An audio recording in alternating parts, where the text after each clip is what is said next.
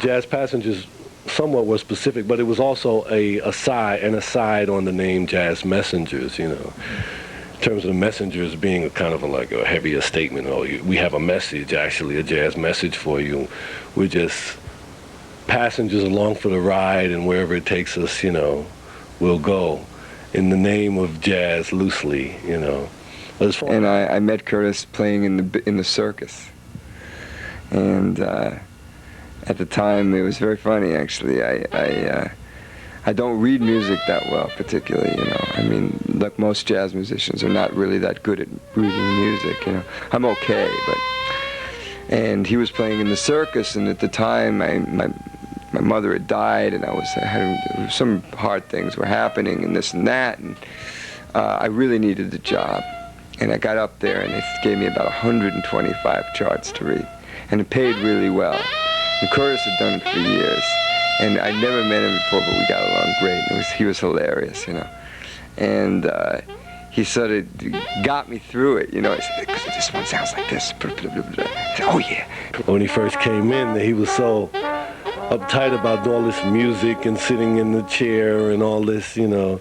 And I was sitting next to him. I was saying, this guy's a maniac, you know, this is a nut. And it was very funny because Roy is probably more musician, more of a downtown musician in terms of a player that doesn't usually do those kind of things, shows and things like that, even though, you know, he did fine. So the band started, actually, I had a band with another friend of mine who was a guitar player, and in that band, that was the original band, Curtis played trombone, and Dougie Baum, who plays in the Lizards, played drums, and some other people who aren't in the band now. And the problem with that band, it was too based on sort of these funk rhythms and very definite chord structures, so I canceled on that. That was called Attention Shoppers, okay?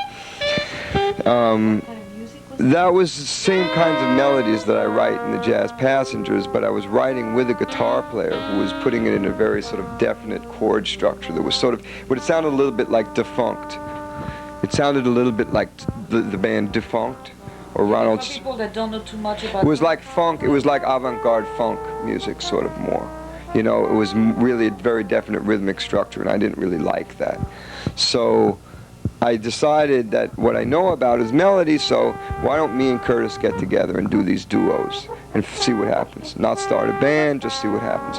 So me and Kurt played duos together, and actually we thought maybe what we would just do is that we would basically we played these duos together, and I would write out melodies that were based on improvisations that we did, and then Curtis would also do some of that. But basically I would transcribe the solos that we did together. And actually, that's how the first tunes from the Jazz Passengers got started. We made a tape of this duo stuff, and this record company in Belgium was interested in it, and they were very supportive about it. And we thought we would do a whole record as duos, but as we decided to start doing the record, we decided, well, why not add this instrument, and why not add this instrument? And we had all the friends, and before you knew it, we sort of had a band, because we added certain elements, and we started hearing what we wanted the sound to be.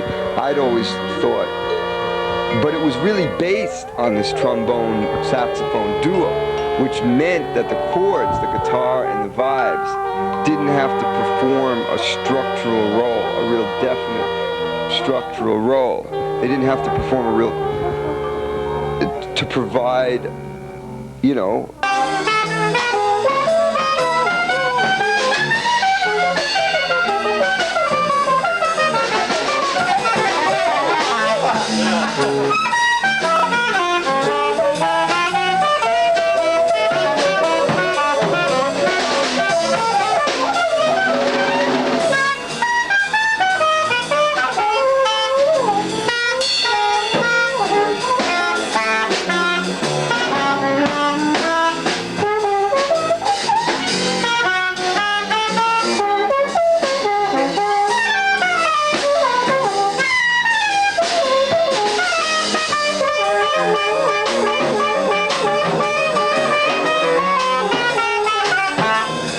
and Roy's particular background in terms of some of his roots, his family, his environment around a mother who's a classical pianist. He had different things going on in his home, you know, musically. His father was a sax player, but having the mother playing the classical, because I hear things in a lot of Roy's writings that are melodic in the way a modern classical writer or composer would approach it, with a melody, a theme, and, you know, strong in melody, with maybe loose rhythmic, not strict rhythmic pulsing, like, whereas maybe I grew up with more of a jazz, you know, kind of upbringing, and there's R&B, and I played the calypso and the reggae, and I still haven't made much sense out of all of it. It still hasn't become what I think I should be reflecting in it, you know. So I'm still maturing in my way, but I still feel that some of the things I do are maybe a tad more towards jazz in a conservative way. Roy has a lot of the modern classical ear there. His ear is open to the melodies that you might associate with a Bartok, or, you know. Then I was playing in the Lounge Lizards not long after that for a long time, and I got Curtis into the Lounge Lizards because John Lurie was an old friend of mine, and he was reforming the band and needed another trombone player, so I got Curtis in there. And we just get along really well. He's a good friend, and I really think he's a wonderful trombone player, and for some reason it's real easy for us to play together.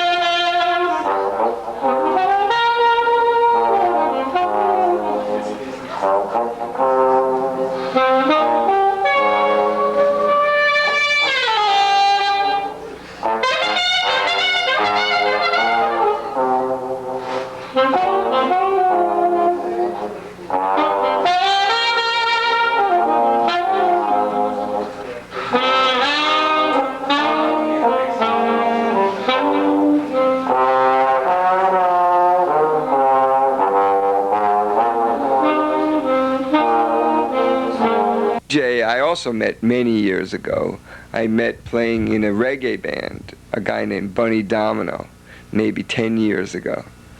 I was just walking down and heard these guys rehearsing and they were playing a reggae version of What's Going On, and I went in there and I played, and they said, "Oh, this guy's good," and everything. And EJ was playing drums, and he sounded good. And me and EJ used to play jazz songs in the park together, in Washington Square Park, for money in the summer. This is like 8, 9 years ago or something like that. And then we got him into the Lounge Lizards. He turned out to be a friend of Dougie Baum's. And once I refound EJ, I knew that I wanted this band to not be a real definite rhythm section and then definite horns up front, that it was based on the horn sound, and that I wanted there to be percussion, like industrial sounding percussion and sort of Spanish sounding percussion, Puerto Rican sounding percussion, but also industrial sounding percussion. EJ is capable of doing all that, so that he fit in really well.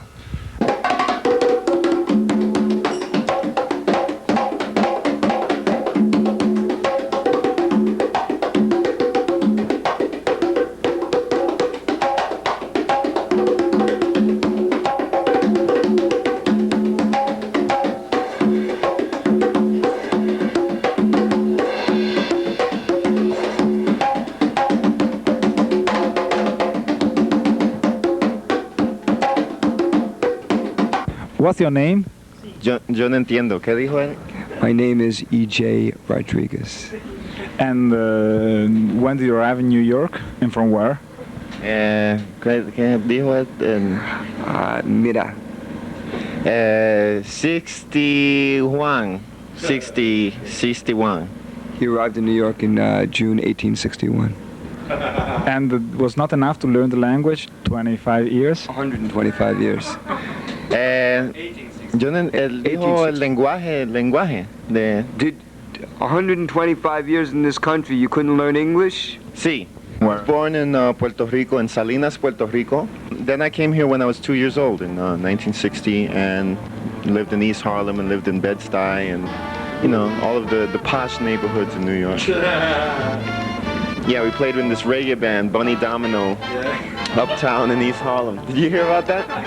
He used to have a little house up there. It was called the gig was supposed to be at 10 o'clock, so I was the white guy, so I showed up at 10 o'clock, a quarter to 10 for the thing. The band didn't show up until 2, but the audience didn't show up till midnight. The audience didn't show up till like I don't know, like 12:30 or something. The band showed up at 2. It was supposed to be a 10 o'clock gig. I couldn't believe it. It went on around 3 at night. It started. I read. Oh man. And then from there, you always played with the Jazz Passenger, basically. No, actually, I played with a lot of different bands. After we played together in the reggae band, I went back and played percussion still always, so I played in a lot of different Latin bands and stuff, and I played in some weird, like, when the punk scene was happening downtown. So we used to play like Snooky Tate and all of these really weird Snooky Tate. He's the Pope. You remember that? Then I hooked up and I was playing with the Lounge Lizards last couple of years, and Roy and Curtis and Mark are members of the Lounge Lizards. So we sort of got reunited after like 7 or 8 years, and we. And what is the kind of music you like more? I don't know. For me personally, it's a toss-up. It depends who you're talking about, who the artist is, or where it's coming from, because there's a lot of creative ideas that are coming from the rock thing now, that you see people experimenting more. That's one of the things that's becoming more attractive now. You think this is happening in New York now, experimenting?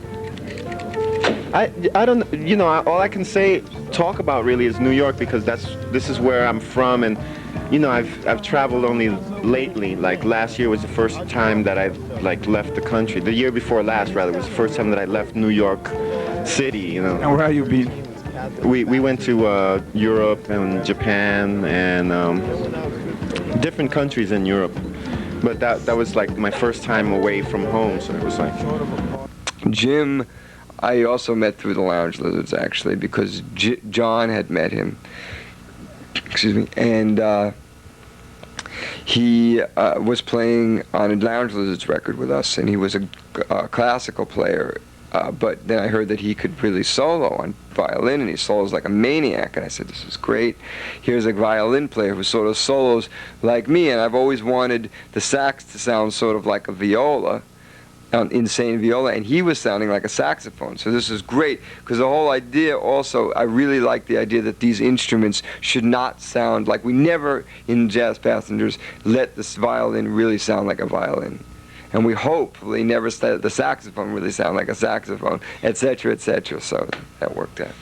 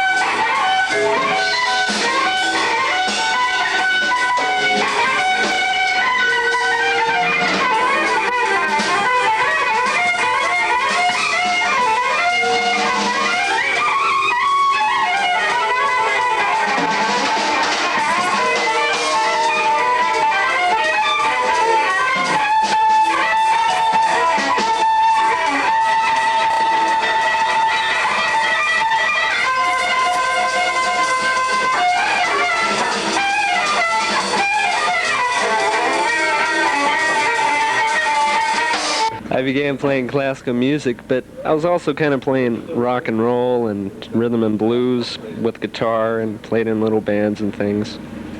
And I had a musical family that influenced me in certain ways, so I began studying music seriously. And my family was a great influence on me. Both my brothers are musicians. And I went to some institutions and studied also, and I've been playing jazz for the last 10 years, and also some classical things, whatever, you know, makes money. Well, I've always liked the violin since I was younger, and that's always been my major instrument. I play a little guitar and bass. But questions now, questions. All right. What do you think? Were you born by cesarean? Who do I think should be president? Who do I think should be? Who do you think will be president? Well, I was thinking to myself.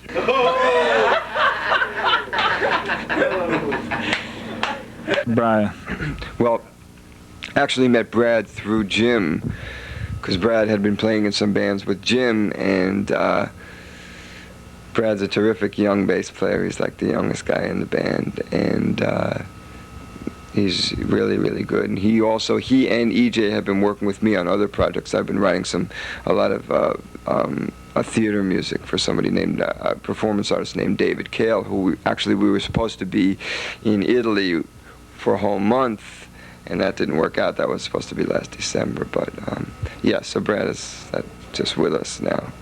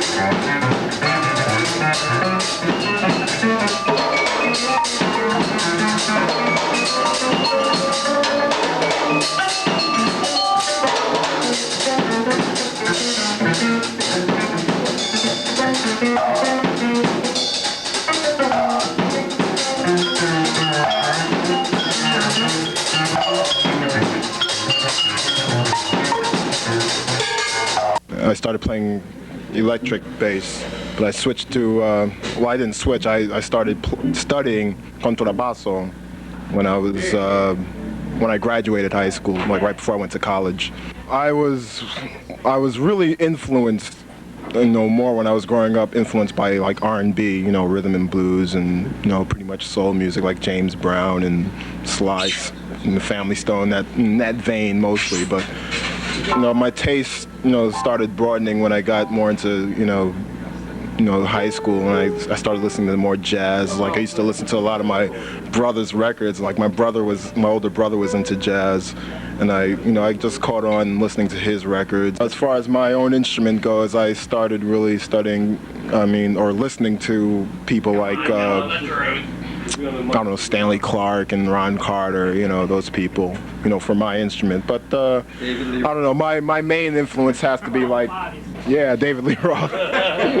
No, I really got into music, I've always been into it, but what really made me pursue it, professionally was listening to people like Jimi Hendrix. Jazz is not the field to go into if you want to make a lot of money.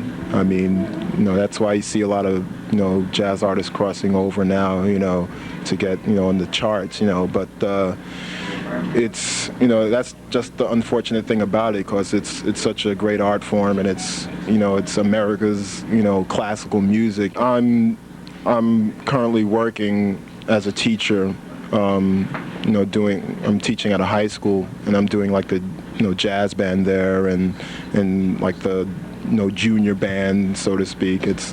It's something I do during the day, and I enjoy it because I went to college for music education, and I really wanted to stay in the field of music. If I couldn't play full time, make my money that way, I wanted to do something else where I would be in the field of music at least. So I chose teaching, and it's been good. I've been, getting some good experiences in it, and I'm still working at it. So I'm only in my second year of teaching, but it's going well. I'm learning a lot. Plus, it's fun. It's fun to teach kids. I met through Mark Ribot's brother, because I knew that we wanted to have a vibes player or a marimba player. Actually, I was originally thinking of a marimba player, because I'm really sort of influenced by both African music and by Harry Partch, who was an American classical sort of composer, new music composer, who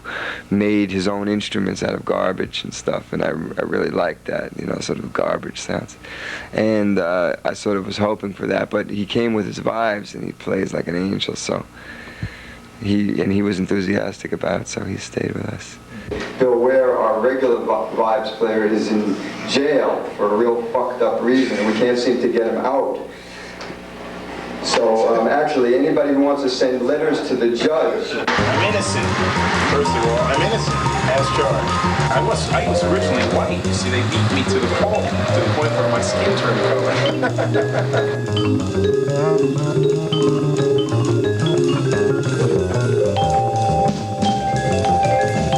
I had moments of money and I wasn't paid back, and immediately they accused me of being involved with drugs, and I think prejudice had a large part to do with it.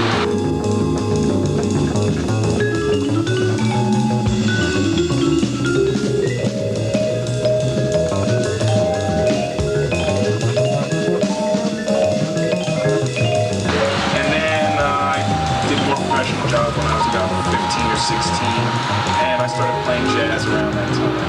Well, I still play all different kinds of music. I would think I'd get bored playing just one kind of music.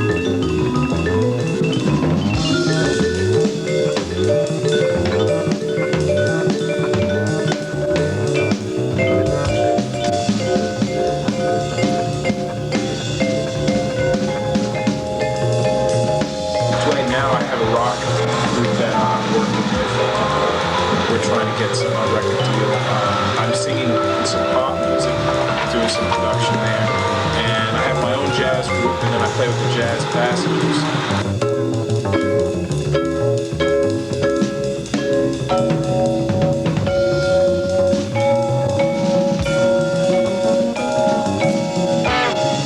Music isn't really taken seriously in this country. It's something to be enjoyed. It's a pastime. It's, you know, it's almost taken as not a painting on the wall that you put there for people to look at. It's just sort of scenery. It's wallpaper. And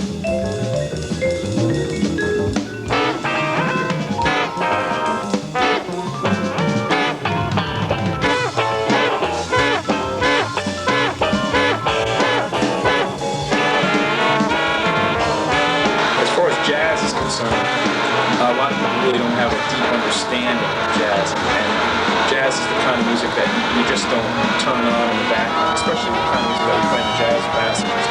You don't turn it on in the background and just sort of let it sit there. It's something that you actively take part in. I know when I put it on, my mother listens to it. She, what's that noise?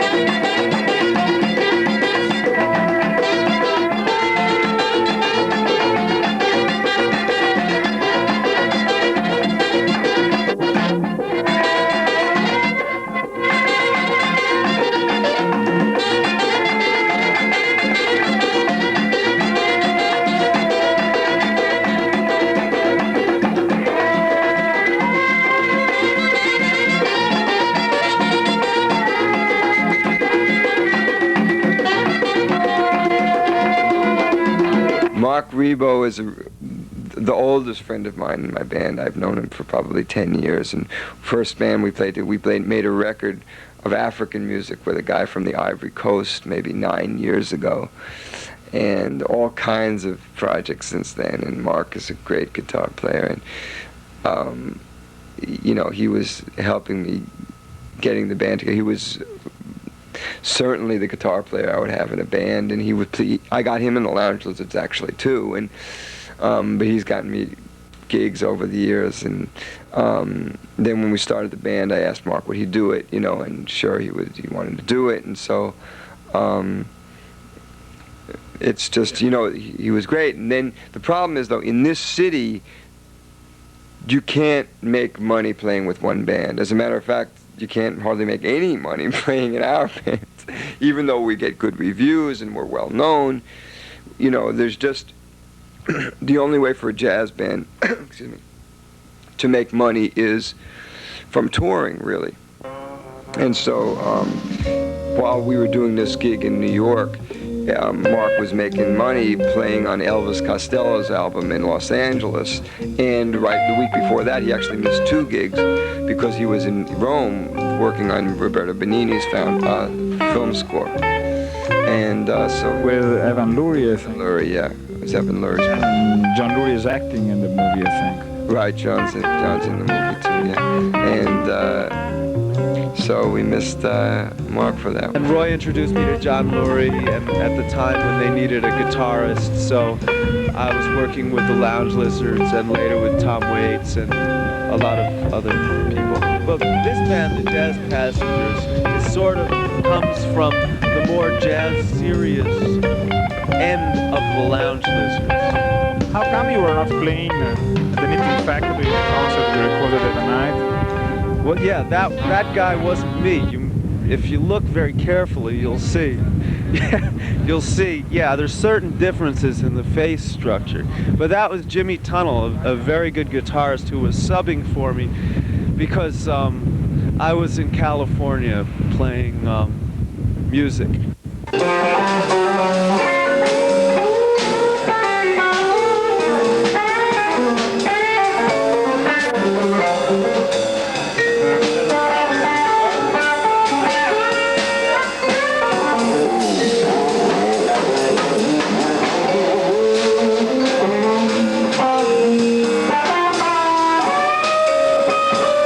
I basically was in the Texas music scene, which is like extremely fertile music scene, like crazy. It's incredible players are from there. So I just kind of hung around there for a while, and then realized if I wanted to be in kind of the fast lane, then I should leave and come to New York. So that's what happened. Are you able to make a living with your music here? Oh yeah, yeah. I mean, in addition to, I play gigs and stuff, but typically where I make the most of my money is recording, in the studio and or if I go on tour. The stuff I do in town typically is for is the music I like. The music I like, just like playing. So. What type of tune would you like to sing for us today out of your vast repertoire? I'm going to sing. I'm going to sing. You're going to sing, that's true. That's I'm going to sing a song. Good idea. What song?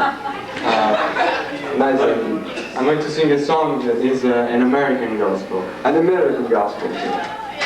The other thing that made this band happen is that we had free studio time at a friend's studio. And Paolo was involved with that friend, and Paolo's a good recording engineer, and did a lot of the recording on our first album. And in the process of doing that, we found his hidden talent of singing in something like English, and and we used that for a song on the first album and on the second album, and also on a film score that the Jazz Passengers did. Actually, I wrote with Mark Ribot for a film called Landlord Blues. 2, 3, 4.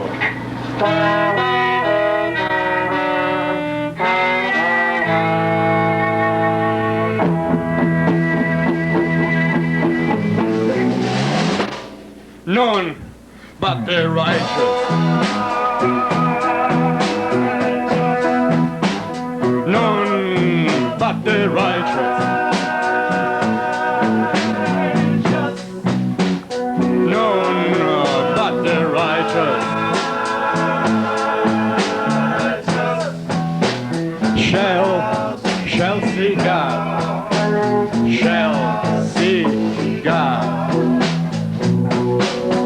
Let me sing that verse again. None but the righteous. None but the righteous. None but the righteous.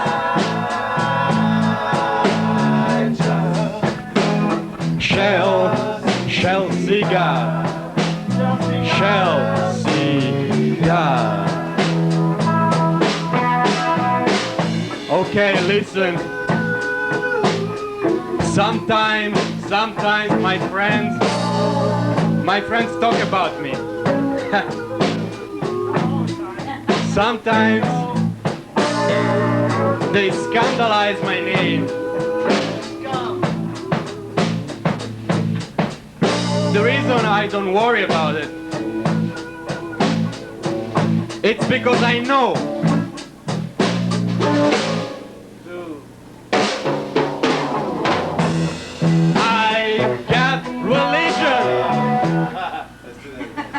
we gotta take him to the five. Come on.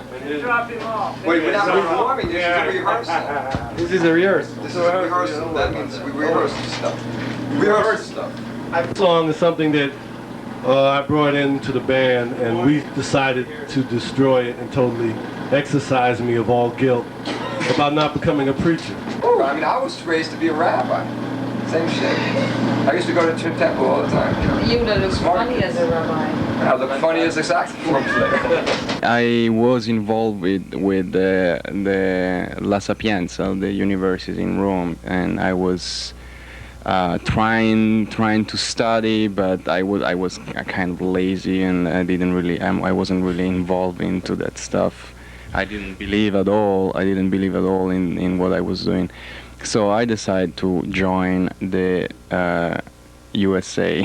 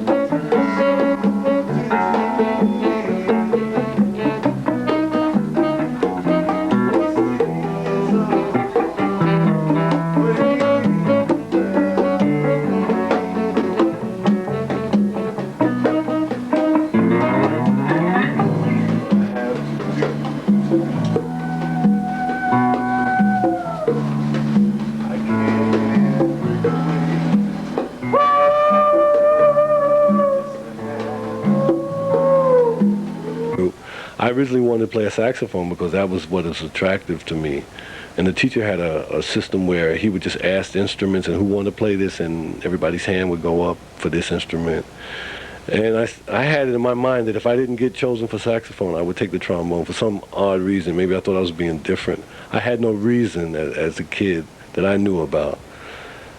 So when the teacher asked about saxophone, everybody's hands seemed to go up. And you know there was only going to be 5 people or so that were chosen. So I declined. They said trombone. My hand was the only one that went up. So I got stuck with that.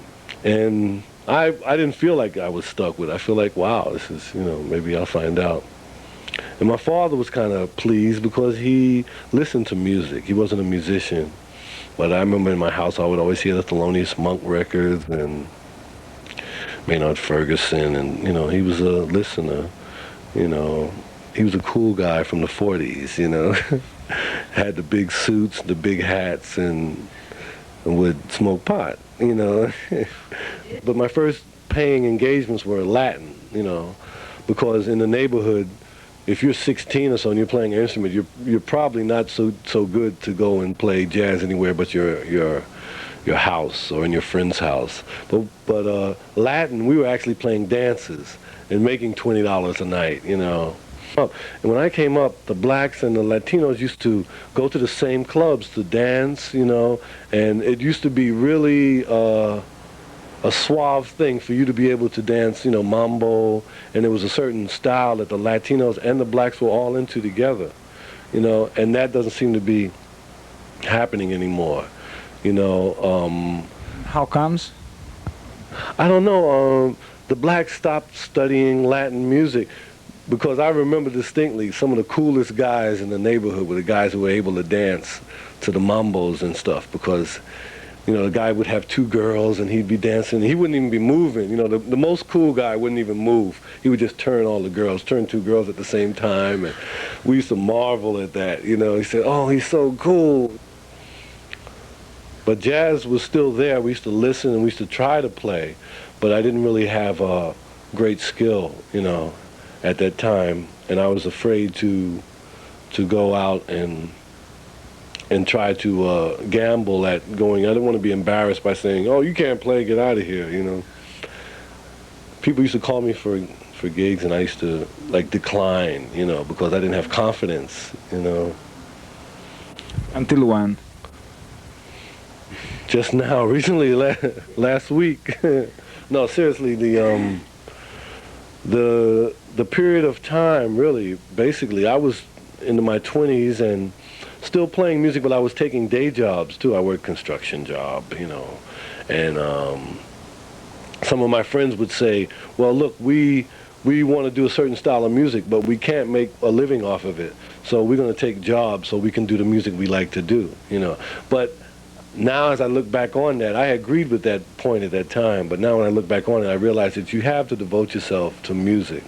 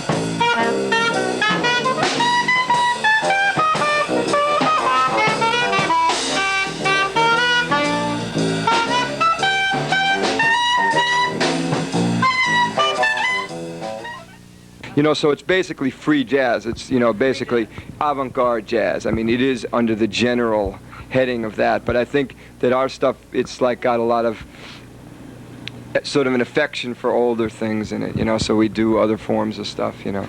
So earlier, you know. What do you think you're doing? I think we're doing a hodge, you know, like we're mutts, like most people. We're doing like a hodgepodge of different jazz styles that we have an affection for. And all of us are not only jazz, but, you know, and then it's affected by, you know, some kind of slightly by classical, modernist things, like particularly, I mean, I know personally like Harry Parch and you know, things that have weird sounds. I mean, the main thing about this band is it's a strange combination of instruments, and I like the garbage canny sounds of stuff, and you know, well, like, so it's a combination of those qualities and also pop qualities and stuff and theatrical things. So it's a you know, it's a combination of a lot of styles of things, you know. Yeah, I mean, it's what we do, you know. But I mean, you know, the way we take ourselves seriously, that's another question. Should anyone take themselves seriously? That's another question. It's influenced by like Charlie Mingus, Coltrane, and Spike Jones, Renato Carcassonne. You know, I mean, Spike Jones is an American that's like Renato Carcassonne. Really stupid. It's really important for me to things to be really stupid. I think that, you know, I'd rather things be really dramatic, really, really powerful, really sexual, or really stupid. And that, you know, anything in between is sort of bullshit to me. You know, that the extremes of things, it's the extremes of things that make it work. So what we try to do in a set is play really powerful kind of stuff and then something really funny. And to me, the juxtaposition of those things is satisfying. And it feels right, you know? What's important is not so much the style of the music, but the general intention. That the general attitude. That the important things to communicate for me and to understand for me are forms of extremes, extreme poignancy, extreme insanity, and extreme humor, because they're connected to real yearnings that people have, that I have, that I'm interested in. Things that really touch us are these things that are really extreme. And I think that the humor makes the extreme edges of the music more understandable for people. And I'm not doing it just so that it's more understandable, but even for me, it makes it more understandable for me, even, because they really come from the same place. They're just connected. The thing that this band, in a certain kind of way, tries to do is include people. I mean, that's what the humor is about. That's what the differences in attitude are about. And me and Curtis, I mean, we're both from Brooklyn. We both grew up with a lot of different kinds of people around. I grew up with, you know, Italians, Puerto Ricans, black people, you know, and that was really important to me. And you know, it's a cliche to say it, but the power that jazz has is it's improvised music that includes different people's backgrounds. That, I mean, originally comes from these black roots, but it includes different people's backgrounds. In what's the idea of improvisation is the idea that we're all these mutts thrown together to try to figure out this new way of making a new kind of cross-cultural situation. You know, and jazz is able to do that, and we're able to do that. And this band is a bunch of people who were mixed in that kind of ways, who've always been in cross-cultural situations in some kind of way, you know, and are comfortable in those situations.